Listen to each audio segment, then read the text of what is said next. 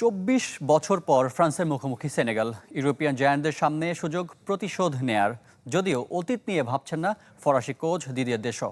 আর Senegal জিতলে অবাক হওয়ার কিছুই থাকবে না বলছেন কোচ পাপে থিয়াও। নিউ ইয়র্কের নিউ জার্সি স্টেডিয়ামে ম্যাচ শুরু রাত ১টায়, আর বোস্টন স্টেডিয়ামে ভোর ৪টায় ইরাকের প্রতিপক্ষ নরওয়ে। ফ্রান্সের ফুটবলার থেকে সমর্থক সবাই ২০০২ বিশ্বকাপের স্মৃতিটা নিশ্চয়ই মনে করতে চান না। সেবার সেনেগালের কাছে হেরে গ্রুপ পর্বে আর ঘুরে দাঁড়াতে পারেনি ফ্রান্স, জয়হীন থেকে বিদায় নেয়। ২৪ বছর পর আবারও সেনেগালের মুখোমুখি হতে যাচ্ছে লেস ব্লুস। সুযোগ প্রতিশোধ নেয়ার, তবে পুরনো স্মৃতি নিয়ে ভাবছেন না ফরাসি কোচ। মিডফিল্ডার কন্তেরও ফোকাস ম্যাচের দিকে।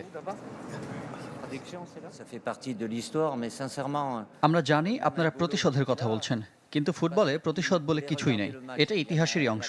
কিন্তু আমি নিশ্চিত নই যে এখানে থাকা এনগোলো কন্তে সে ম্যাচটি দেখেছে কিনা। দলের অধিকাংশ ফুটবলারের জন্ম ২০০২ সালের পর। সে ম্যাচটি অবশ্যই সেনেগালের জন্য দারুণ অভিজ্ঞতার। তবে এবারের বিশ্বকাপে ফলাফল পক্ষে আনার সর্বোচ্চ চেষ্টা থাকবে।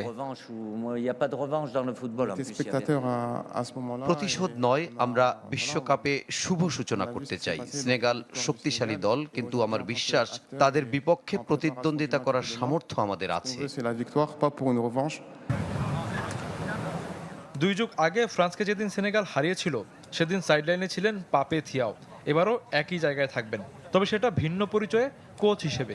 ফুটবলার ছাপিয়ে ট্যাকটিশিয়ান পরিচয়ে সেনেগালের জয় দেখতে চান থিয়াও। জানিয়ে রাখলেন তার দল জয় পেলে অবাক হওয়ার কিছু নেই। ২০০২ সালে আমি বেঞ্চে ছিলাম, এবারও থাকবো। এটা আমার জন্য বিশেষ কিছু। সাম্প্রতিক সময়ে আফ্রিকান ফুটবল বদলে গেছে। সেনেগাল যদি ফ্রান্সকে হারায় তাহলে অবাক হওয়ার কিছু আছে না, কারণ আমাদের বিশ্বমানের ফুটবলার আছে।